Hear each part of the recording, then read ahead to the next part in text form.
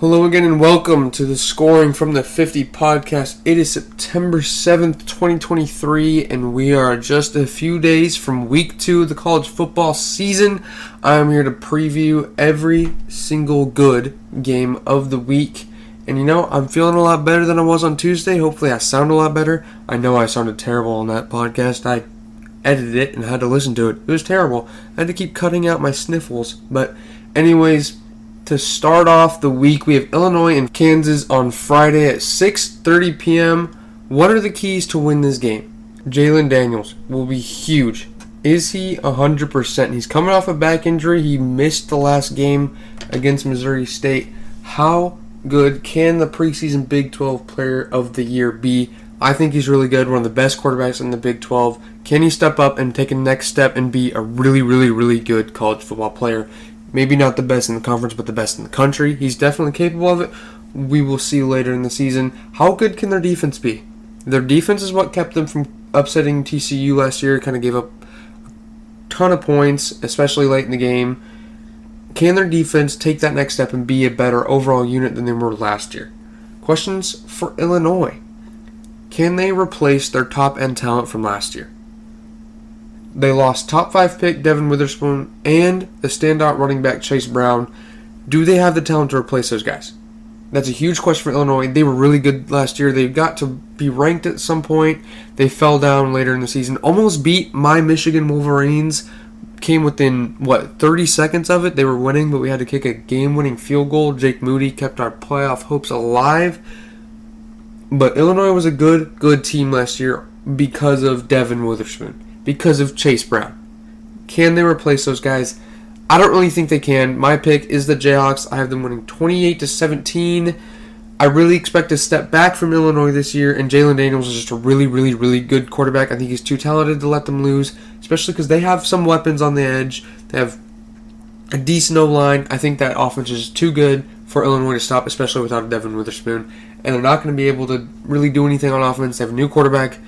Just a ton of new for Illinois. They almost lost last week to a not very good MAC team, and just don't think Illinois really has a shot here. I think Kansas wins easily. Now moving on to a really good Notre Dame and NC State game. Big test for a top 10 Notre Dame team. Notre Dame and Sam Hartman have looked like a very different team than they did last year. Sam Hartman has been playing really good. He transferred just into Notre Dame this year. He's been playing great. He shined against Navy and then played good last week too, but they're not great competition, right? It's Navy in Ireland, but they have looked really good. Sam Hartman looks like that piece that Notre Dame has been missing for a long time, which is just a really good quarterback. But can he do it against a pretty good NC State defense? That's a huge question for Sam Hartman. Huge question for Notre Dame. Can their receivers step up? They need to if they want to beat a really good NC State team. How good is Notre Dame's defense? Got torched against Navy, but I'm curious if that was just because they kept running the triple option or because they were trying to come up and stop the run, but they got torched whenever they threw. I'm not really sure, but it should be really interesting to see if Notre Dame's secondary and their defense overall can just play better. Just overall be better, make better plays, be in the right spot at the right time, and be a good NC State offense with Brennan Armstrong. Transferred from Virginia. He's really good. He's looked really good with NC State. But how really good is this NC State team? I think they're really good. Like I just said that they're a really good team, but they have a lot of transfers. A lot of people transferred out. How good are they? No one really knows. It's a huge question mark. But no one really knows how good they are. We will find out on Saturday just how good they are against a really great Notre Dame team that is easily a top 10 team in my eyes. I know I put them kind of lower on my top 25, but I think they're a good team, at least top 15. But I do have Notre Dame taking down NC State at NC State this weekend on Saturday. I just think they're the overall better team. I think Sam Hartman's really good. I think the receivers are really good. Their defense is going to be a lot better, especially under Marcus Freeman. Notre Dame's going to win that game. Now, Utah at Baylor. I don't have a lot to say about this game. Only reason why I want to watch this game is because of Cam Rising. Baylor's not that good. They just lost to Texas State. I mean, Texas State they just lost to. Are you kidding me?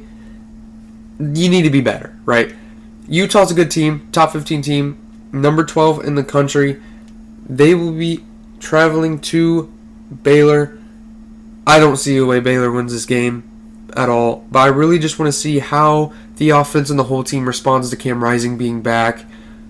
Using 2 quarterbacks against Florida last week worked great, but that's not how football really works. You got 1 quarterback, and Cam Rising's a really good one at that, so I'm really curious to see how they respond to how Cam Rising plays compared to the other 2 quarterbacks last week. That's why I want to watch this game. Not sure if I even will, but I would recommend watching it if you want to. Utah's a good team. Cam Rising's a really good quarterback. Should be fun to watch. Now, my third favorite game this week, Nebraska and Colorado. Which game is more hyped? Actually, this is my second favorite game this week. Which game is more hyped?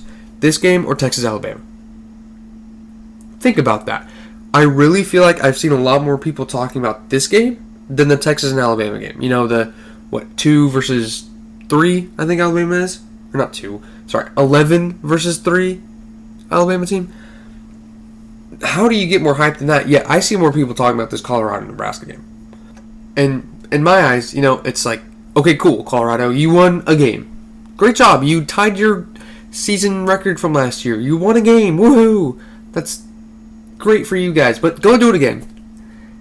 Go do it again, and I'll start to believe. If you can win against I will say I really believe in this Nebraska team. I think they're pretty good. They lost to Minnesota, I know, but before the season, I really believe in this Nebraska team. I really believe in Matt Rule. He's a really, really good college football coach. Notice I said college football, not NFL, but he's a good coach. I think Nebraska is going to be a really good team this year. Maybe not great, maybe 6, 7, 8, 9 wins, somewhere around there, which is really good for Nebraska standards, especially the past, 10, 15 years. I think they're going to be good. Can a Colorado team who sucked on defense a few days ago, can they stop a pretty good offense? Can they allow less than 7.1 yards a carry? Yeah, that's a real stat. They gave up 7.1 yards per carry and 262 rushing yards. That's not acceptable if you're Colorado. That is not going to get the job done if you're Colorado. Maybe in the Pac-12 it will, because no one plays defense in the Pac-12, but Colorado has to be better on defense. They have to. They can't give up 262 yards of rushing in one game. That's just unacceptable. Period. It's unacceptable. But the question on offense for Colorado, can those 3 stars, Dylan Edwards, Travis Hunter, Shedeur Sanders, can they step up another week? Can they do it again? If they can, if they beat this Nebraska team, I'll be like, oh my god, this Colorado team, they're legit. They're really good. And I'll actually start to believe in them. But I don't yet, and that's why I do have Nebraska winning this game. Did I learn anything from picking against Colorado week 1? No. Will I be embarrassed again? Probably. I do have very different thoughts on Colorado than I did a week ago, but I still don't see how they can beat good teams with the defense that they have. Again, 7.1 yards per carry, 262 rushing yards. Unacceptable. It's simple if you're Nebraska. Run the ball and don't throw it at Travis Hunter, because that's the only player that they have on defense, and you'll be just fine. Just fine. You'll score 30 points, and if your defense can somewhat stop a team that has a lot of transfers, you'll win the game. I still don't think Colorado's that good. I think they might win 6 games. This is not one of those 6 games. Nebraska, I think, wins this game at Boulder, in Boulder. I'm going to stick with my gut and say that Colorado just isn't a good football team. If they do win this game, my opinion will start to change. I'll start to pick them more often, but show me it again twice. Show me it twice, and I'll start to believe. Now, moving south. Where south? There's a lot of good games in the south. We're going to Tulane. I don't even know what city they're in, but we're going to Tulane in Ole Miss. Ole Miss is at number 24, Tulane. Jackson Dart has won the starting job for Lane Kiffin's Rebels team. How much has he locked up that spot? That's a huge question for me. Tulane's a really good team. I feel like this is going to be a close game. Will Lane Kiffin stick with him, or will he go to Spencer Sanders if it starts to get tough? How much does Jackson Dart own this quarterback job? I don't know. The only one who really does is Lane Kiffin and the staff there in Ole Miss. But that is a question that will be answered on Saturday. And can Quinshon Judkins, can he carry that offense if the pass game isn't working? If Tulane stops that offense, stops their pass game, stops Jackson Dart, they can't get anything going in the air. Can Quinshon Judkins carry that offense? I think he's most certainly capable of it. I just don't think it's enough to win this game. That's why I do have Tulane winning this game. I think Tulane's just the better team. That's weird saying that about a SEC team and a group of 5 team, but I really think that Tulane's just the better team here. They beat Caleb Williams, the best quarterback in the country. So I really don't think that there's any way that Ole Miss wins this game. I just really think Tulane is the better overall team than them, which is, again, weird because they're an SEC team. But Tulane is the better team. They're at home. That's why I think they're going to win. 24 upsets number 20 in the rankings. Curious to see if Tulane does win, how far up the rankings they will go. Now, moving on to what is my third favorite game. Texas A&M at Miami this weekend. Oh man, the stakes on this game. The stove will be turned up 30 times what it is right now on Jimbo or Mario Cristobal, whoever loses this game. Both fan bases have diehard fans, right? They're all invested in Miami, Texas A&M, diehard fans, right? They do not accept losing. This is not a game that either coach can afford to lose. The fans will be livid. They will be on the hot seat like that. Like that. They will be on the hot seat. So both coaches have to win this game, especially Jimbo Fisher. He's in his 6th, 7th year at Texas A&M. He's starting new with a new offensive coordinator, Bobby Petrino. Vroom, vroom, baby. Man, this could not be more interesting from a coaching perspective. Now, what is important to win this game for both teams? The offense. We know both defenses are good. Not great, but they're good. Miami, new offensive coordinator. Texas A&M, new offensive coordinator. Both the first test for both new offenses. Wow, this could not get any better. Can Tyler Van Dyke play with Shannon Dawson's new offense? Can he? Well, we know he's good. We saw it 2 years ago. But with Josh Gaddis last year, he was terrible. He did not play good enough at all. But Shannon Dawson, I think, is a lot better. I think Tyler Van Dyke is better than what he played last year, and I think he will play better. That's why I do think Miami's going to win this game. I don't think Bobby Petrino is going to work out at Texas A&M. I don't think Jimbo Fisher is going to be able to give up his offense. And don't get me wrong, that is his offense. Miami has enough players, especially on the defense. They're bigger, they're stronger, and I think they're on a better trajectory towards the future than Texas A&M. I feel like Texas A&M is still falling. They haven't shown anything other than beating Alabama once that they're not just falling. But Miami, I think they're on the rise. I think they're really looking towards 2024 to be really, really good. So I think Miami's going to take just a step forward this year, especially against Texas A&M, who isn't that good and has a new offense, a lot of new coaches. So I really think this is Miami's opportunity to show, we're here, we're coming. Maybe not this year, but we're going to be here next year. Next year. They're still going to be okay this year, but they're going to be really good next year. Curious to see how their season plays out the rest of the season, because I think they have a lot of talent and they're going to be good again next year. But they're not quite there yet, so I'm curious to see just how good they are this year. But we'll get that answer at a later date. But I do think this weekend they do take a little step forward in beating a good SEC school. And it should be interesting to see where Miami goes after that game. If they win or lose. Can you see what the fan base's reaction and boosters and donors' reactions are to Jimbo Fisher or Mario Cristobal if they lose this game? Now moving on to a big rivalry game in the Midwest. Iowa at Iowa State. Not a lot to say about this. Iowa State is just not good, and I think Iowa is. I will say there's some weird things coming out this past week about Cade McNamara. Apparently at Michigan, he refused to help J.J. McCarthy. Especially even in 2021 whenever they were both there and he was a starter and he was the bench guy that came in for running plays, and that's pretty much all he did other than one good throw against Ohio State. He didn't really do much other than run the ball and then fumble the ball at Michigan State. But apparently he didn't really help him at all, didn't try and get him to be a better quarterback. So coming out that Cade McNamara is not a really good guy, not really a good leader. I'm curious to see if he can just shut them all up and win some games this season. Because I think they're going to win against Iowa State. Iowa State's not that good.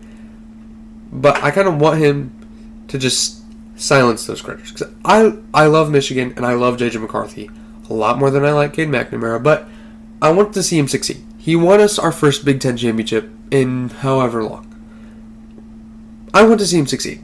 And I don't like hearing bad things about him because I like that he did that for us. But frankly, he's just not a good guy. I hope he can fix it. I hope he turns around at Iowa. I hope Eric All can do the same. But I do think, focusing on this game, Iowa will win the game. Moving on to Oregon at Texas Tech. A very interesting game. I really think this would have been a much, much better game if Texas Tech hadn't have, lost to Wyoming. Yeah. Wyoming. Is that right? Yeah, that Wyoming. Oregon's really good. Dan Lanning's a really good coach, a lot better than Texas Tech, but Texas Tech is in wounded animal mode. They just lost a game that they really shouldn't, so they're going back home to Lubbock, Texas. It's going to be tough. It's going to be a dogfight. I think it's going to be a lot closer than it should be because Texas Tech is going to play up. But I do think Oregon comes out with the win. I think they're just the better team. Good coaches. I don't think the coaches will let a loss happen to a team that it shouldn't because they have better coaches than Joey McGuire. I think Joey McGuire will be a good coach. He's just not there yet. I think down the line he'll be a good coach, but he's not to Dan Lanning's level yet. I just think Oregon's a better team, better coaches. They'll win this game pretty easily in Lubbock, Texas. Should be an interesting game, though. Will be close, will be a dogfight. Oregon pulls it out in the fourth quarter. Another last game before the game of the week. Y'all know what's coming after Auburn and Cal, but the only reason why I'm interested in this game is Hugh Freeze. New coach, kind of. I'm not really sure what happened way back when. I don't think I really want to know, but I don't really remember it. I was kind of young. I don't remember what happened, but Hugh Freeze, I think he's a good coach. He did good at Liberty. I didn't know that he was Liberty's coach, but I know he did good at Liberty. He has Malik Willis. Malik Willis got to the NFL under him. I'm curious to see what they do under a Power 5 opponent. I might watch reluctantly just because I'm curious to see what Auburn can do under Hugh Freeze. That's kind of the only real storyline. But, I think they're going to win easily. Cal's just one of the worst Power 5 teams in the country. But it's alright. Now, moving on from that terrible game that I don't think any of us really want to watch, but Hugh Freeze is interesting. The game of the week. What could it be? What could it be? Who knows? No, okay, it's Texas and Alabama. Texas at Alabama. This is a huge game. Steve Sarkisian, Nick Saban, both have so much to prove in this game. So much. I cannot be more excited for it. Steve Sarkisian against his old boss, Nick Saban. Nick Saban has something to prove for the first time in like 15 years. Look, we know about Alabama's offensive line and their running backs. Some of the best in the nation. But how good is Jalen Milroe? Completely lit it up against Tennessee State. Middle Tennessee State. So not even just is it Tennessee State, it's even the middle of Tennessee. They're so low that it's called Middle Tennessee State. Again, it's Middle Tennessee State. It's not that impressive. It is impressive that he threw 5 touchdowns. That's always going to be impressive, but not great competition, obviously. Can he do that against a really, really, really good defense? Do not sleep on this Texas defense. Their D-line is so good. Do not sleep on them. Can the Alabama young secondary step up and stop those receivers? Texas has a top 5 receiver room. A.D. Mitchell, Xavier Worthy, 5-star freshman Jonte Cook. They're all really, really good. Got some absolute studs in that Texas wide receiver room. Do not get me wrong. But Alabama has some studs in the secondary. Caleb Downs is the first one that comes to mind. He's a freshman. But yeah, he's so good. He's one of the best freshmen ever, I think, in college football. We'll see. We'll see about that. But that's just my prediction. Caleb Downs will be really, really good. He is a dude. Okay, he's a dude. So who will win that matchup? Alabama's really good secondary or Texas' really, really, really good wide receiver room. That'll be interesting. But don't forget the quarterback, Quinn Ewers. top 10 quarterback in the country. He's really good. Could be a first rounder next April. He's really, really good, and he's throwing to these really, really good wide receivers. It's going to be so hard to stop that offense. The offensive line is pretty good. Not great at all, but nothing special. I think they'll be good, though. Good enough. Good enough to win a bunch of games this year. Now, I said that Steve Sarkisian has some stuff to prove. I said that Nick Saban has some stuff to prove. Well, Sarkisian, he's got to prove that he's worthy of being Texas head coach. Texas, obviously legendary program. Everyone knows it. One of the biggest brands in football. He needs to prove that he can be a Texas head coach. He's worthy of it. This is how you do it. Go in and beat Alabama, the best team in the past 15 years. You do that, you got a good contract coming your way. For Nick Saban, how many championships does he have? What does he have to prove? Nothing. Wrong. He has to prove he can still do it, right? He's getting older. I'm not afraid to say that. He's getting older. Does he still have his fastball? To quote Josh Pate from a few days ago. Does he still have his fastball? When was the last time they beat a good team? 2 years ago, I think it was? They beat Georgia, 2021, but last year they didn't. They didn't beat any really, really good teams. Who were the top 4 teams last year? LSU, who they lost to. Tennessee, who they lost to. Georgia, who they didn't play, but they whooped Tennessee, who Alabama lost to. Can they win a big game? Can Nick Saban pull a good enough quarterback play out of Jalen Milroe to go win a really, really tough football game against a really, really good Texas team? Now, who do I think is going to win this game? Texas, really good D-line, great receivers, good head coach. I do believe in Steve Sarkisian. I don't think they're going to win. I got Alabama. I will never pick against Alabama in a good game. Maybe I will, but not a game like this. Not against a team who hasn't broke through yet. Not a team who hasn't broke through since, 2009? The last time they won the Big 12 championship? They have not been good in a long time. They are trying to break through. I don't think that breakthrough comes against Alabama. Alabama's just too good. They're going to look like those teams from 2008 to about 2015 where it was just ground and pound, halfway decent quarterback play, but, they're just going to shove it through your throat. That's what she said. They're going to kill you on the ground. They're going to run through you, and you're not going to be able to stop it at all. I think that's exactly what's going to be Alabama this whole year, and that's why I have them at number 3 in my rankings still, even with a questionable quarterback situation. They brought in a quarterback after spring ball. That's a huge sign of weakness. That they have to bring in someone to maybe be their starter, and then he doesn't even win the starting job. I don't think that matters. I think they're going to have a good enough quarterback who can hand the ball off really well, and they're going to be able to run the ball over anyone that they play. That's why I have Alabama winning over Texas. I think Texas is good. I think they'll have a good season. I just don't think they're quite ready to be at Alabama standard yet. But that will do it for my Week 2 preview. I have all my predictions, all my thoughts on every halfway decent game, even a bad one like Cal and Auburn.